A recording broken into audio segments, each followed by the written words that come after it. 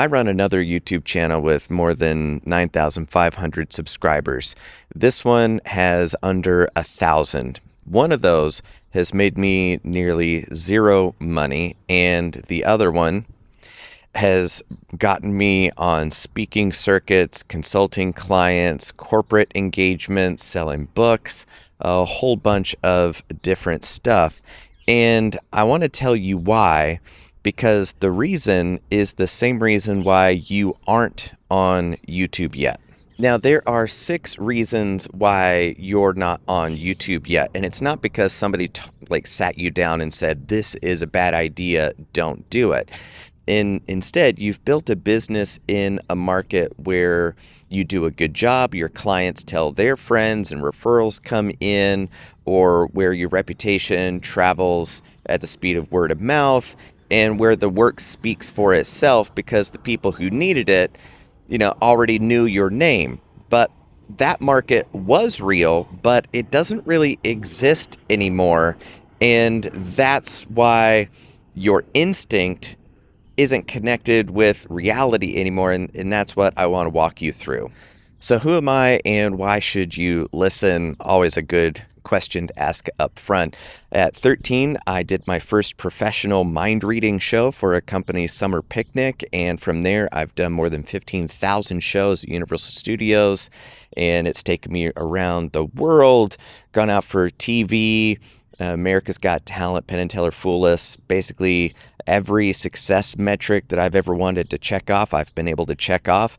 And doing corporate shows got me in front of sales leaders who saw it before I did, and they went, wait a minute, could you teach my guys how to do what it is that you just did? Because that was incredible.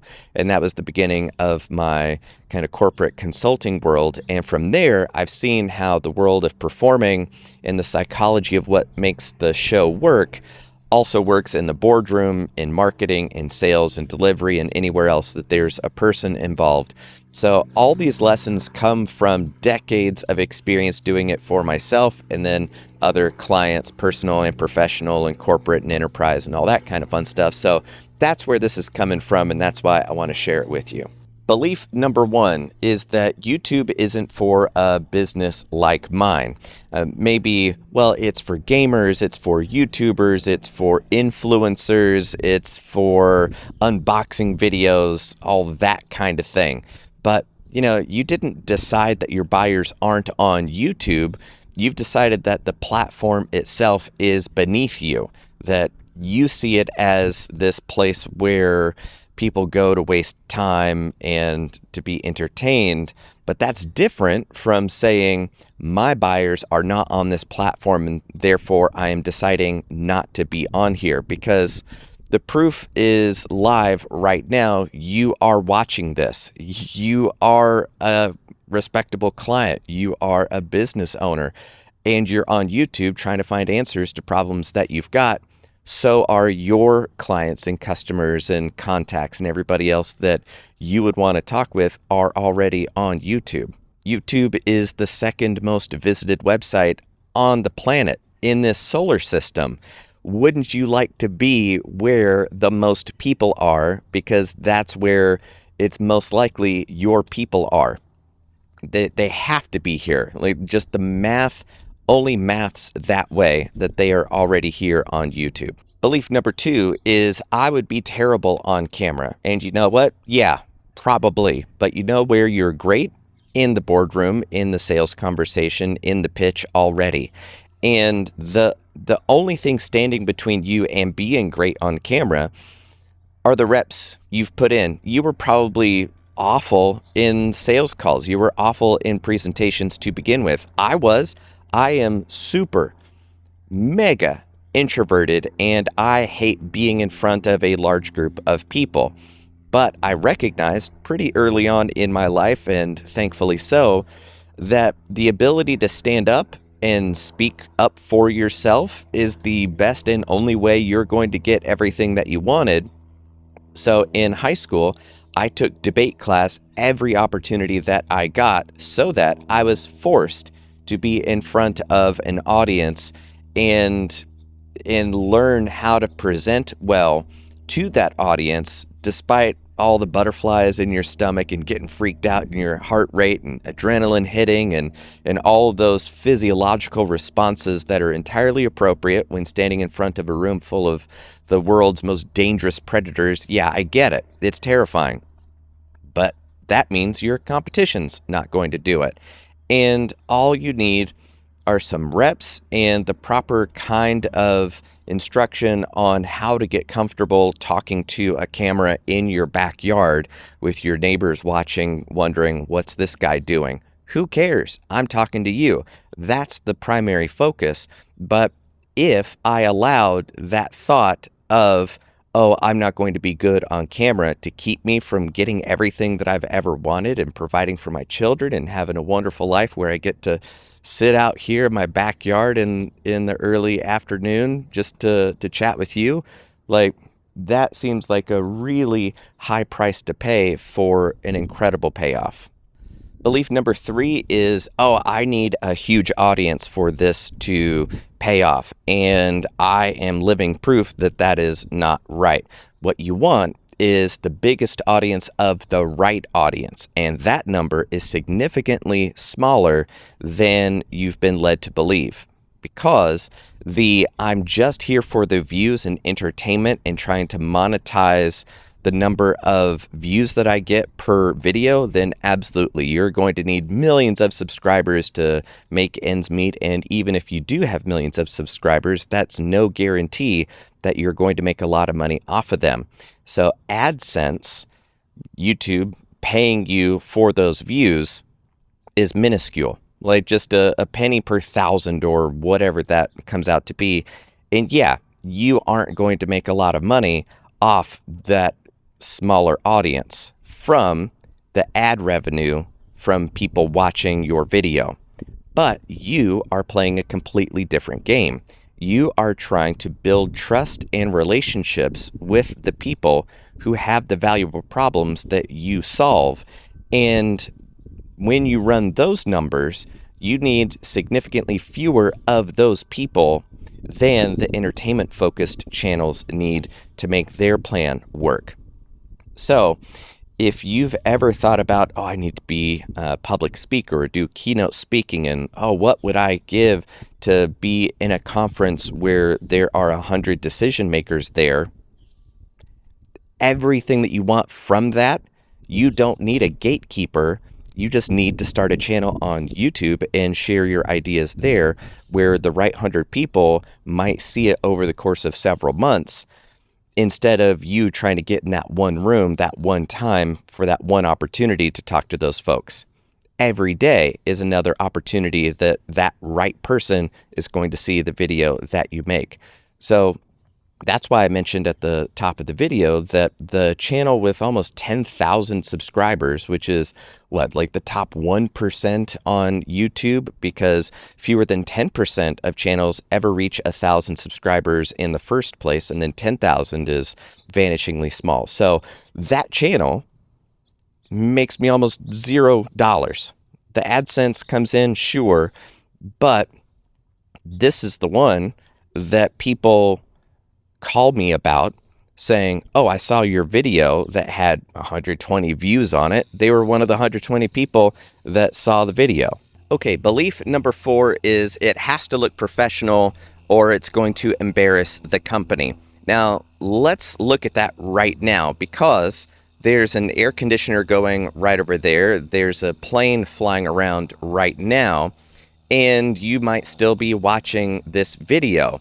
And that's kind of intentional. I've got a studio over there and it's got perfect lighting, perfect sound, everything, but I like doing videos like this specifically to prove the point that it's not polished, it's not finished, it's not something that you would put in a movie theater for that reason. Because in this age of AI, where deepfakes are getting super good and you've got incredible videos that you can watch that are not real, it's the human element, it's the skips, it's the mistakes, it's the misspeaks, it's the jiggling the camera that makes it wobble.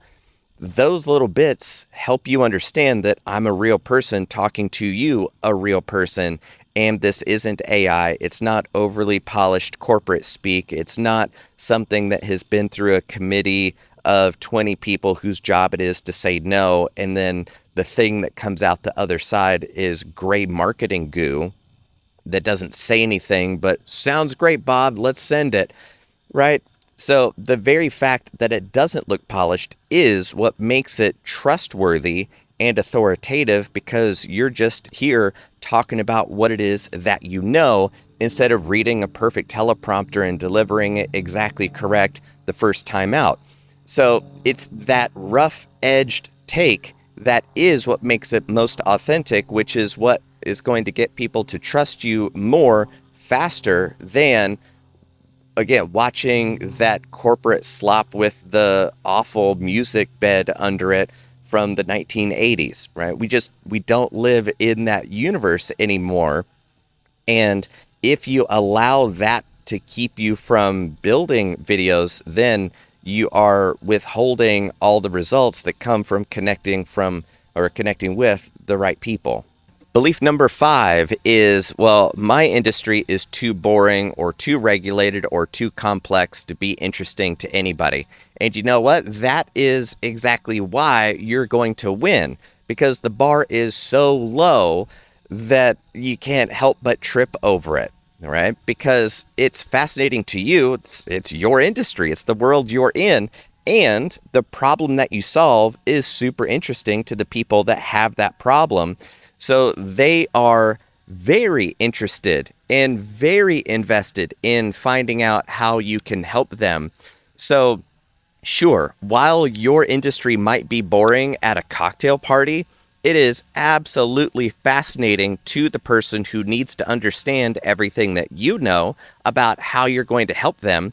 They don't know that yet. So they are super interested in discovering that, and it should be from you instead of your competitors who think, oh, this is too boring or too complex or too regulated for this to be of use to anybody. So part of what you're suffering from is the curse of knowledge. Now that you know everything that it is that you know, you've forgotten how valuable it is to people who don't know it yet. So you discount how interesting and valuable it is to them because you're seeing it through the lens of, oh yeah, everybody knows this. No, they don't. All right. So you know a lot of stuff that a lot of people want to know.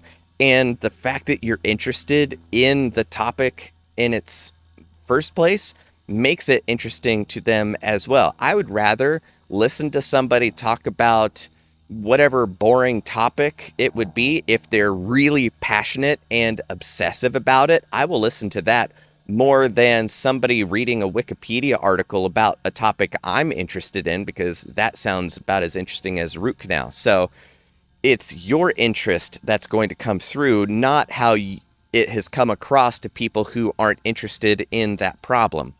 Right? So you're judging interest by the wrong metric, by the wrong audience. You need to think about your audience and the people that you help. They're mega interested in how you could help them. You should make a channel that talks about all that kind of stuff. And now we have come to belief number 6, which is, if I explain it, then why would anybody hire me? They just got it all for free. And that is a valid concern, but there are a couple tweaks to this that we need to make, which is, sure, if you make a pure how-to channel, just how to do A, B, and C, yeah, the value of that has dropped significantly because, again, we're living in the age of AI and it can just vibe code all that stuff away. Case in point, my channel that has almost 10,000 people is a how to use Obsidian channel that here's how to install this plugin, here's what it does, here's why you would want to do that, all that kind of stuff. So sure, you are empowering the people who want to do that on their own, to do it on their own. But here's the thing, they were never going to hire you in the first place. They wanted to figure it out on their own.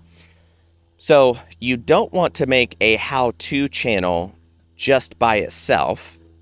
What you're doing is essentially think, what would my perfect client or prospect need to understand about this world for them to understand they would rather have me or my company do this for them, because a lot of people don't understand or appreciate how difficult your job is. They literally can't understand how complicated and challenging it is because they've never done it. They've never had to face it. It's easy for you, and that's weirdly why it's valuable to them, because they're still going to think, well, it's easy for you because you can do it so quick. And then you go, well, let me show you what it takes to make it look so easy. And then you educate them. First, you need to do this, and then you got to find that. If you got to do this thing, then let's talk about that. And then they're going, oh my God, I had no clue all that went into just doing the thing. All right. So you can frame it as, if you want to do this, here's what you're going to do. First, you reach out to these guys, then you talk about that. And then by the end of 40 minutes, that person's going to go, oh yeah, I could see that I could do this, but man, I don't want to. I'd rather spend my time doing this other thing I'm interested in. And that's really, there are only 3 reasons why somebody's going to hire you. I don't know what to do. I do know what to do and I can't do it myself. Oh, I do know what to do. I can do it, but I don't want to. I don't have the time. I'd rather somebody else do this so that I could do something else, right? That's it. Those are the only 3 reasons why somebody's going to hire you. And building a library of, here's how I go about doing what I do, helps them trust you know what you're doing, and also educates them on, I don't want to do it myself. I want him to do it for me. So all of those reasons together is why I strongly recommend that anybody who helps anybody should start a YouTube channel, even if you don't have a business yet. Sharing your fascinations helps you build visibility and connections with people who are also interested in that. But if you've got a business that has clients, then it behooves you to start a channel in service of helping your ideal customers and clients understand everything about the problem that they've got, the solution it would take to solve it, and everything about how you do that for them, so that they can find all that stuff out in the library that is YouTube. They can spend hours with you without you ever knowing it, and then they come to you pre-sold because you've said everything you would have been saying in those sales conversations. You've put them into videos, and now they're coming fully educated on what it takes to be an ideal client for you. And now the quality of person that you're talking to is way higher than starting at 0 with anybody and everybody you meet on the street randomly because you happen to be in the same physical space. So that's why I strongly suggest you start a YouTube video or a channel. And if you're wondering how to do that, where to get started, and any of those kinds of questions, get in touch with me. It's right there in the description box. And YouTube does understand you better than I do right now, because I don't think that we've met officially. So I'm going to trust it to show you the next video that it thinks you would get a lot out of, and I'll see you over there.